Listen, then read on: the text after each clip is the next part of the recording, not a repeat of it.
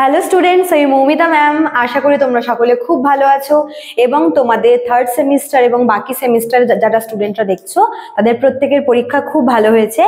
তো আমরা next semester শুরু করব সামনের মাসের মানে জানুয়ারি মাসের, নতুন বছর জানুয়ারি মাসের 2 তারিখ থেকে। তো আজকে আমি তোমাদের ফোর্থ সেমিস্টারের মেজর ইংলিশের যে পেপার 6 আছে, আমাদের প্রথম পেপারটা, তোমাদের ফোর্থ সেমিস্টারের প্রথম পেপার, যেটাকে আমরা পেপার 6 বলবো, মেজর 6। তো যাই হোক, একই ব্যাপার।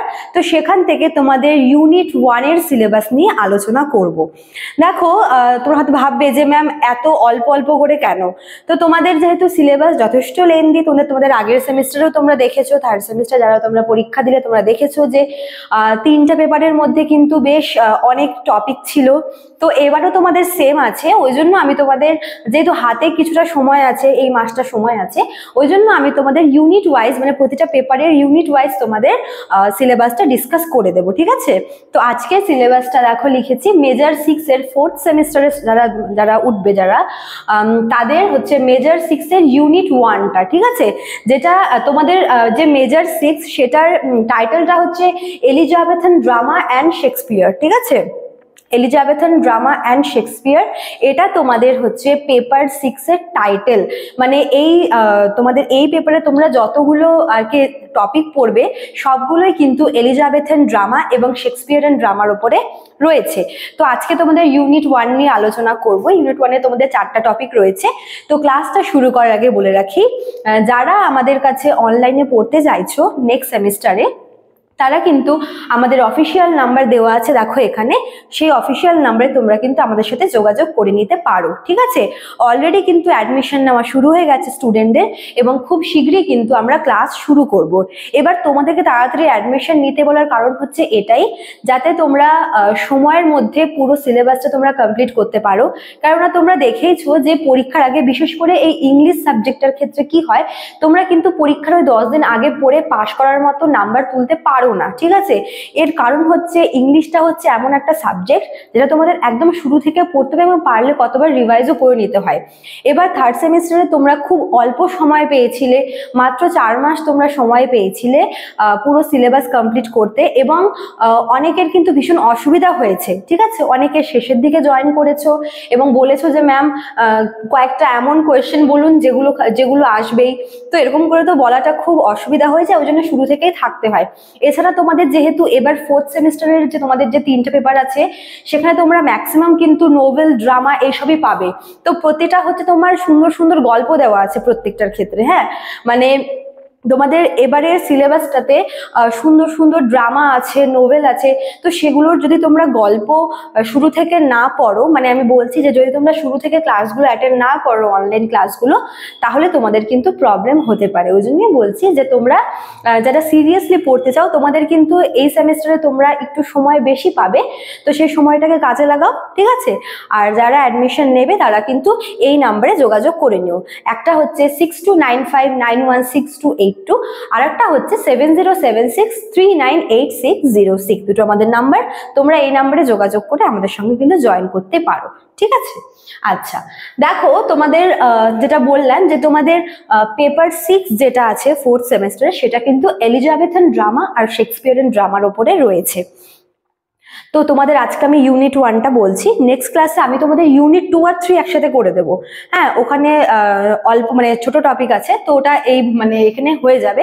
তো ইউনিট 1-এ যেহেতু 4টা আছে, ওই জন্য আমি ভাগ ভাগ করে তোমাদের বলছি। দেখো, ইউনিট 1 থেকে তোমাদের 4টা টপিক আছে।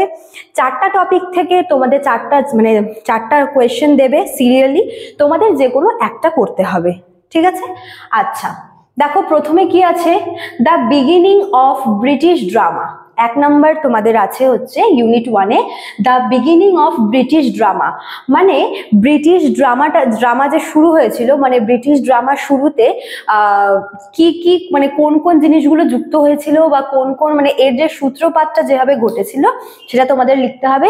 স্পেশালি তোমাদের ব্রিটিশ ড্রামার মধ্যে কোন কোন টপিকগুলো পড়তে হবে, মিরাকল প্লেস, ঠিক আছে? মিরাকল প্লেস পড়তে হবে। আর কি আছে, মোরালিটি প্লেস। হ্যাঁ, তোমরা দেখতে পাচ্ছ আশা করি, মিরাকল প্লেস মানে এগুলো হচ্ছে ব্রিটিশ ড্রামার আর কি অংশ, ঠিক আছে, ভেরিয়েশন গুলো। তো মিরাকেল প্লেস পড়তে হবে, দেন তোমাদের পড়তে হবে মোরালিটি প্লেস, হ্যাঁ, আর কি আছে দ্য ইন্টারলিউড। তো এই তিনটা হচ্ছে তোমাদের বেসিক্যালি ব্রিটিশ ড্রামার মধ্যে পড়ছে টপিক নাম্বার 1 ইউনিট 1-এ। আচ্ছা, দেন তোমাদের সেকেন্ড 2 নাম্বার আছে হচ্ছে এলিজাবেথান কমেডি। এলিজাবেথান এরায় যে সমস্ত কমেডিগুলো রচিত হয়েছিল সেই কমেডিগুলো তোমাদের কিন্তু এখানে রয়েছে। তোমরা জানোই যে ইংরেজি সাহিত্যকে বিভিন্ন এরাতে ভাগ করা হয়। তো এলিজাবেথান কুইন এলিজাবেথ যখন আর কি কুইন হয়েছিল তখন তার সময় যে সমস্ত আর কি লেখাগুলো লেখা হয়েছিল, সে সময়কার রাইটাররা যে লেখাগুলো লিখেছে তাদেরকে এলিজাবেথান পোয়েটস বলা হয়, এবং সে সময়কার লেখাকে মনে করো যে Elizabethan drama, Elizabethan comedy, Elizabethan Nobel এভাবে আর কি ভাগ করা হয়, ঠিক আছে। তো এলিজাবেথান কমেডি গুলো তোমাদের রয়েছে, যে এলিজাবেথান কমেডি এখানে তোমাদের পড়তে হবে যে এলিজাবেথান কমেডির বিগিনিংটা, সূত্রপাতটা, বা এলিজাবেথান কমেডির কয়েকজন কমেডিয়ান, কয়েকজন রাইটার বা এর ফিচার্স, ঠিক আছে, এরকম টাইপের দেবে। আচ্ছা, 3 নাম্বার হচ্ছে তোমার এলিজাবেথান কি এলিজাবেথান ট্র্যাজেডি। প্রথমটা ছিল হচ্ছে কমেডি, 2 নাম্বারটা, 3 নাম্বার হচ্ছে তোমার এলিজাবেথান ট্র্যাজেডি, ঠিক আছে।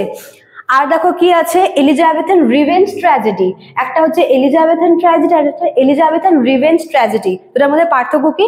দুটাই ট্র্যাজেডি, কিন্তু রিভেঞ্জের ক্ষেত্রে আমরা একটা রিভেঞ্জের ব্যাপার দেখতে পাই এবং যার জন্য আর কি পুরো স্টোরিটা আরো বেশি ট্র্যাজিক হয়ে যায়।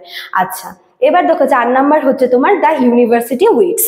তো এই 4টা টপিক তোমাদের ইউনিট 1 থেকে রয়েছে, তোমাদের 4টাই পরীক্ষা দেবে, যে কোনো একটা অ্যান্সার তোমাদের করতে হবে। তাহলে তো তোমরা যে কোনো দুটো খুব ভালো করে পড়ে নেবে, ঠিক আছে, প্ল্যানিং করে এখন থেকে প্ল্যানিং করে নেবে যে আচ্ছা এই টপিক আছে, আমি এখান থেকে এগুলো পড়বো, এগুলো স্কিপ করবো, ঠিক আছে।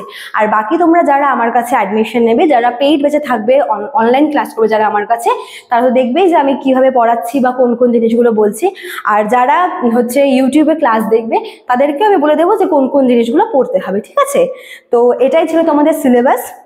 যারা সিলেবাসটা পাওনি তারা কাইন্ডলি একটু নোট ডাউন করে নেবে। আমি সরে যাচ্ছি, ঠিক আছে, আমি সরে যাচ্ছি, তোমরা স্ক্রিনশটও নিয়ে রাখতে পারো। লেখাটা খুব বাজে লাগছে জানি, বাট আশা করি বুঝতে পারবে। স্ক্রিনশট নিয়ে রাখতে পারো অথবা তোমরা নোট ডাউন করে নিতে পারো, ঠিক আছে। এই পুরো লেখাটা নোট ডাউন করে নিও। এরপরে আমি তোমাদের আরো হচ্ছে সিলেবাস দেবো, তখন তোমরা ওগুলো কিন্তু নোট ডাউন করে নিতে পারো। তো নেক্সট ক্লাসে আমি তোমাদের ইউনিট 2 আর ইউনিট 3 সিলেবাস নিয়ে আলোচনা করব। আজকে এতটুকুই থাকলো, দেখা হচ্ছে পরবর্তী ক্লাসে। Thank you.